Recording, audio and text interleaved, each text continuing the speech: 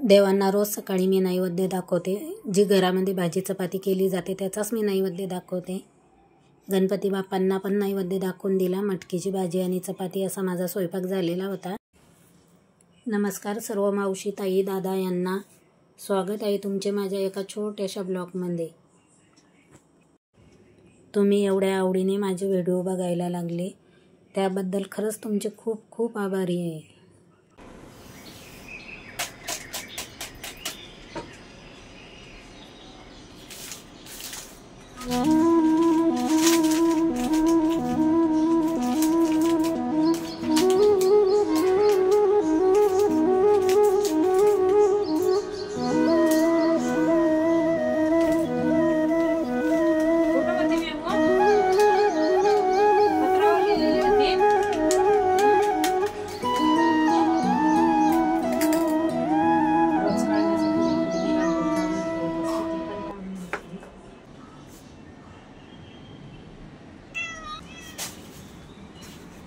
आपण जो कुंचन भरलेला होता तो मला खाली करायचा होता. मी तसाच ठेवला होता काल.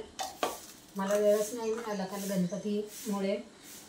सगळंच कुंचनमधलं सामान वेगवेगळं करून घेतलं आणि हे कुंचनमध्ये तांदूळ हे पक्ष्यांना टाकून देणार आहे.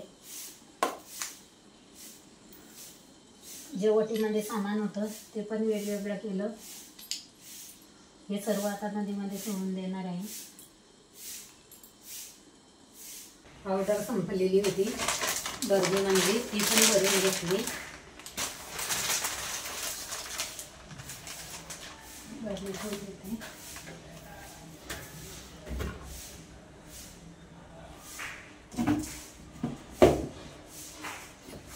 शेवटचा पोळा होता आणि सगळ्यांच्या मागं लागते. जो बाहेर जाईल त्याच्या मागं लागते. सागर बाहेर गेलाय त्याच्या पाठी मागं लागली. दारापर्यंत जाते आणि वरडते, दारात बसते. कळी उघडायला पण बघते ती. कळीपर्यंत उडी मारते आणि पंजा मारते कळीवर. तुला उघडणार आहे का मी आऊ? तिला जर असं बाहेर नाही नेलं की अशी बसते ते. गेवड्याच्या शेंगा सोलून घेते. स्वयंपाक करायचा आहे संध्याकाळचा. हे संध्याकाळचं टायमिंग आहे. पावसामुळे शेंगा पण खराब झालेल्या आहेत. दाण्यांना आतमध्ये कोंब आलेले आहेत.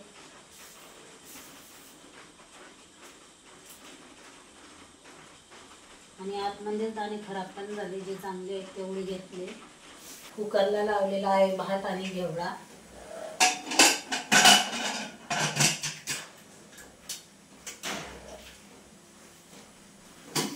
दूध तापवून ठेवलेले आहे.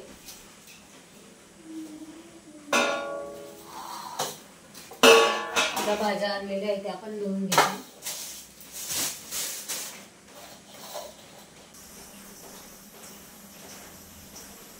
मिरच्या सुकल्या की मिरच्याची देठ काढून लगेच फ्रीजमध्ये भरून ठेवणार आहे. आपण जर देठ काढून ठेवले तर मिरची जास्त दिवस टिकते. भेंडी पण धुवून देणार आहे आणि सुकायला ठेवते. सर्व ताईंना बाप्पाचे दर्शन देते. बाप्पांची आरती झालेली आहे. देवाजवळ पण दिवा अगरबत्ती लावून घेतलेली होती. आरती पण झाली. कामं आवरून झाली. त्यानंतर पूजा केली, बाप्पाची आरती केली. आणि खूप दिवसापासून मी ब्लाऊज कापून ठेवलेला आहे. तो पण शिवायचा आहे. तो घेते शिवायला. बाहेर पण वातावरण आज छान आहे. थोडं ऊन सावली असं चालू आहे. सकाळपासून छान वाटतंय. दिसत असेल तुम्हाला पण बघा.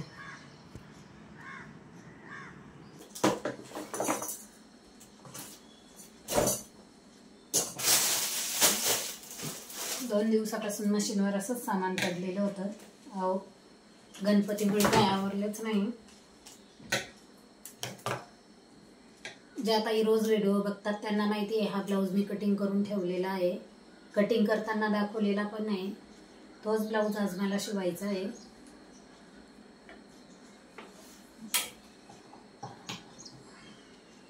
मशीनवरचं सर्व आवरून घेते. मशीनला एकदा कपडा मारून घेते आणि शिवायला घेते. होती ही कात्री पण माझ्यामुळे 2 वेळा खाली पडली. त्यामुळे तिची धार पण गेलेली आहे.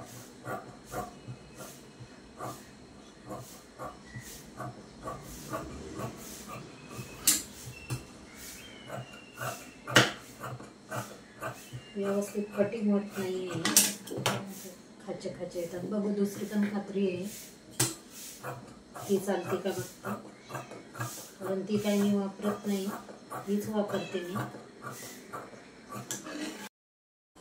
तुम्हाला 2 दिवसाचा ब्लॉग एकत्र येत आहे, कालचा आणि आजचा. दुपारपर्यंत घरातले काम आवरून झाले, त्यानंतर ब्लाऊज शिवायला बसले. ब्लाऊज शिवायला अर्धा तास लागतो. जर कुणी मध्ये आले नाही किंवा कुणाचा कॉल आला नाही तर, किंवा एखाद्या कापडावरती पण असतं, कापड जर चांगलं असेल तर ब्लाऊज लवकर शिवून होतो. पॅटर्नचा जर ब्लाऊज असेल तर त्या ब्लाऊजला 1 ते 1.5 तास लागतो किंवा त्यापेक्षा जास्तही लागू शकतो. अस्तरचा ब्लाऊज आहे, त्यामुळे अस्तर आणि जे ब्लाऊज पीसचे कटिंग केलेले आहे ते पहिले जोडून घेते, त्यानंतर ब्लाऊज शिवते. पहिले समोरचा भाग जोडून घेतलेला आहे, त्यानंतर पाठीमागचा भाग जोडला. माझी ब्लाऊज कटिंग करण्याची पद्धत व शिवण्याची पद्धत कशी आहे हे ज्या ताईंना बघायची असेल त्यांनी कमेंटमध्ये विचारा.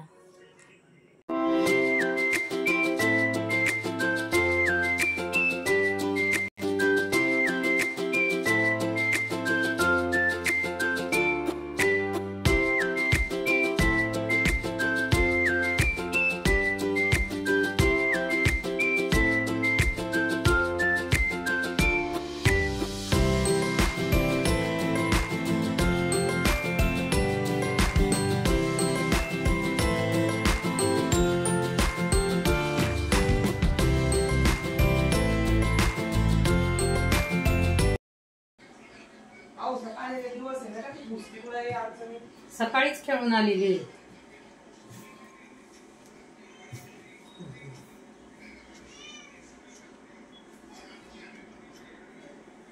कापड कमी पडला होता, त्यामुळे हुकलूक पट्टी अस्तरच्याच कापडाची केलेली आहे.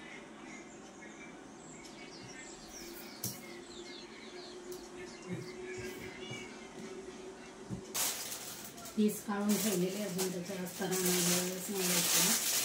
गेलोच नाही आणायला आणि तुम्ही आणून पण नाही बघू.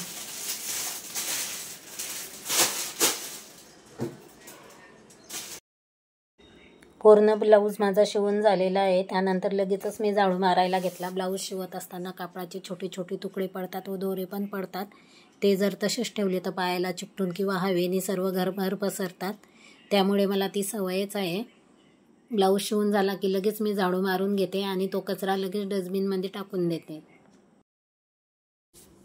आजचा व्हिडिओ पूर्ण पाहिल्याबद्दल मनापासून धन्यवाद. जर तुम्हाला आजचा व्हिडिओ आवडला असेल तर एक लाईक जरूर करा. आजचा ब्लॉग इथंच संपवते. परत भेटू उद्याच्या एका नवीन ब्लॉगमध्ये.